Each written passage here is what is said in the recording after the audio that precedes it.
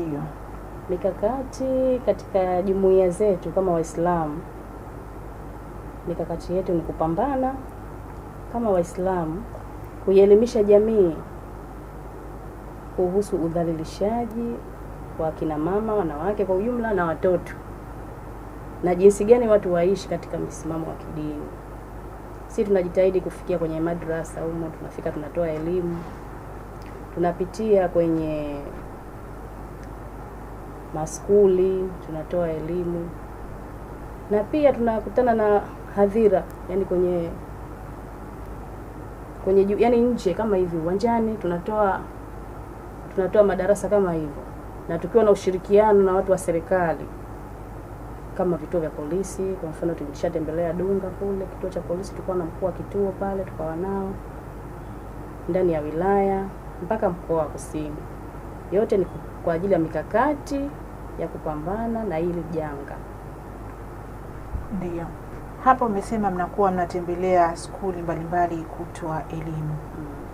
Mpaka madrasa. Mpaka madrasa. Mwingine atakuwa na mwamko mzuri, lakini mwingine atakuwa na mwamko pengine ukti mara mkaja tu hapa kupoteza muda. Mnakutana na changamoto zipi kwenye utoaji wa elimu kuhusiana na hivi vitendo vya udhalilishaji? Naam, kwa sababu tukisimamia kwenye dini, ndiyo, hakuna dini ambayo inaamrisha machafu. Ndiyo. Dini zote wanajitahidi katika kuyapinga hayo. Yote ni machafu katika dini zote, isipokuwa ni tabia, na tabia huwa inajengwa na vitendo ambavyo vipo katika jamii zetu. Kwa mfano maskuli, watoto wana tabia za kuiga. Mtu anaweza akamuiga mwenzie, wengine mule maskuli wanafika kuvuta hadi sigara. Kwa hiyo sisi tunatoa ushauri pale. Kuna kuhadaiwa watoto wadogo, mtu anaitwa na mwenzie, anampa kitu tu kidogo, pengine mwenziwe tu, mwanafunzi mwenziwe, pengine mwalimu, pengine mkaka tu mtaani. Maana ndo skuli zetu hizo, watoto wanatoka nje ya skuli anaenda kununua kitu kule wanapata vishawishi. Kwa hiyo sisi tunawapa kama elimu kwamba hivi vitu vyote, ule ni udhalilishaji. Ukishafuatilia swala lile, tunatoa elimu ya mimba za utotoni na vitu kama hivyo. Lakini mwamko wa wananchi kuyapokea hayo, mwamko kiasi fulani upo. Kwa mfano katika ndoa pia tupo katika kutetea ndoa. Baadhi ya ndoa za watu, kuna ndoa kama 6 tumeshazitetea katika wilaya ya Kati, zilikuwa zinakaribia kufa. Na hapo tumezungumza la maana, kwa sababu ndoa ikivunjika inawezekana ikaja kuwa kwa heri, ikaja kuwa kwa shari. Lakini kama pana watoto pale, wale watoto itapelekea mpaka ukafikia udhalilishaji. Inawezekana ndo hapo alipozungumza Ustazi Omar pale. Karibu sana Ustazi Omar. Mikakati yako ni ipi? Mikakati iko mingi sana. Ndiyo. Kwa kweli hatukukaa katika hizi sehemu katika kipindi kirefu, lakini mikakati ambayo tunakwenda nayo hivi sasa ni kujaribu kuwasiliana sisi kama taasisi za dini.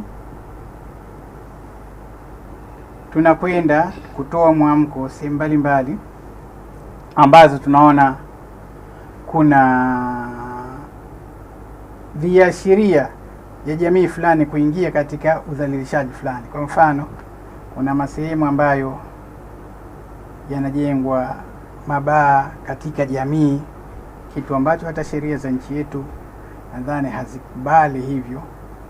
Kwa hivyo sisi tunapiga kelele au tunapaisha sauti kwa vyombo vinavyohusika kudai au kulalamika masuala haya, na ziko baa ndani ya jamii ya wilaya yetu tayari zimefungwa, na ziko nyingine bado processes zinaendelea. Lakini kama unavyojua, hivyo ni vita, kwa sababu sisi tunataka kuondosha, lakini na wenye navyo ndo waloona ni mitaji yao ya kuingizia vipato vyao. Kwa hivyo inakuwa vita, inakuwa si swala la kuweka na kuondoa, ni swala endelevu. Lakini pia tumebaini kwamba sehemu kubwa ya jamii haina elimu ya kutosha ya dini yao. Kivipi yani? Imani kivipi? Kwa mfano sisi ni Waislamu ya dini, ndio tumekuwa Waislamu kwa sababu tumezaliwa tu, baba na mama ni Waislamu. Lakini unaweza ukamuuliza Muislamu juu ya jambo fulani muhimu, la Kiislamu halijui, na jambo lile yeye anatakiwa analitumia siku zote au mwezi hata mwezi. Sasa utajiuliza namna gani? Sasa uelewa wa Uislamu, awareness ya Uislamu bado haipo. Na zamani sisi tulipokuwa wadogo tuliwakuta wazee wetu, kama ni jioni, kama ni alfajiri, wanakaa darasani wanasoma. Vitu kama hivyo hivi sasa haviko. Yani ulimwengu umebadilika, tabia zetu ulimwengu zimebadilika, mpaka tunashindwa kukaa katika vikao kama hivyo, labda kusoma tafsiri ya Qur'ani, kusoma sheria za Qur'ani, kusoma nini. Yani tuko katika mbio, tutoka tunaamka alfajiri mpaka tunalala saa 6 za usiku, lakini tunachokifanya hakijulikani. Tumenasahau kabisa kujiongezea hatua za uelewa sisi wenyewe kama wazazi na watoto wetu pia. Mtoto sasa hivi anasoma, akifika darasa la 3 la 4, mambo ya chuoni tena humpati tena, anaanza kuingia kwenye tuition tena. Alichopata kapata, na si kweli kwamba wakati ule, kwa sababu wakati ule ameingia katika msingi tu wa kuingia katika sehemu fulani ya ujuzi fulani. Ameingia katika kusoma Qur'ani, hata kuhifadhi hajahifadhi, anasoma soma, lakini akija akiacha, maana yake kila kitu kinakuwa kimefutika ndani ya akili yake. Kwa hivyo anapokuja kuwa anakuwa sawa sawa na kiumbe tu, kama alivyosema Mwenyezi Mungu alipompigia mfano wa binadamu alikuwa hana imani ndani ya nafsi yake, kwamba ni sawa sawa na mnyama. Bali akasema bal hum adhal, lakini hao binadamu namna hiyo ni wadhalilifu kabisa. Bora huyo mnyama kuliko binadamu kama huyo, kwa sababu binadamu kama huyo anaweza kaua, binadamu kama huyo anaweza katukana, binadamu kama huyo anaweza kafanya jambo lolote lile katika jamii, na kwake ikawa sawa tu. Akaamua maamuzi ya kiajabu ajabu, hata kwenda uchi kama tunavyoona. Kuna mambo mimi au mwingine, sidhani hata wewe mtangazaji, ndugu mtangazaji, kama unaweza ukayafanya, lakini wako watu wanayafanya na wana ndo fahara kwao. Unahisi hapo Ustazi Omar ni ukosefu wa dini ama vipi? Na wewe kama ni kiongozi wa dini, unapomuona pengine jamii kama hiyo, unapoiona unachukua mikakati gani kwenye kuiondoa huko iliko ukairejesha huku kwenye jamii ambayo itakuwa ni bora zaidi? Mikakati inaweza ikatofautiana kutokana na mazingira niliyoko. Ndio. Lakini mikakati naiona, naweza nikamwita pembeni, nikamwambia, akanisikia, akanifahamu, tena na khiari yake kufuata au kutokufuata, namwita. Wakati mwingine ninapoona kwamba hapa mimi nikienda moja kwa moja pale nitaharibu, kwa hivyo nifanye mbinu nyingine. Kwa hivyo labda kama kuita viongozi au nini wa eneo lile, kama ni mahala wanataka kibali, pale wanapotoa vibali vya kufanya mambo yale, na kwenda naambia jambo hili vipi, nalitizama vipi, linaleta athari hii 1 2 3. Na unafanikiwa kwa kiasi gani? Kwa sababu kila mtu na ufahamu wake. Alhamdulillah, nimekuwa ninapata majibu ninapoeleza, wananifahamu.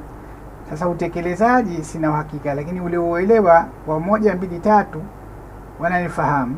Na wakati mwingine inakuwa si jambo la kuamua mtu mmoja, inakuwa kama ni taasisi. Kwa hivyo naacha mada ya kuzungumzwa na taasisi ile. Naamini mle ndani ya taasisi mnatokea wako watakaokuwa wanapendelea, wako watakaokuwa wanapinga. Lakini kiasi fulani kwa yale ndio jaribu kuyapitia mbele yangu, naona yanakuwa hayafanyiki, ingawaje wengine wanasubiri wanapokuwa hupo wanafanya. Lakini watu wanasema kumwambia jambo mtu sio vibaya, kukusikiliza yeye ana hiari yake, si ndivyo? Ndio wahenga wanavyosema.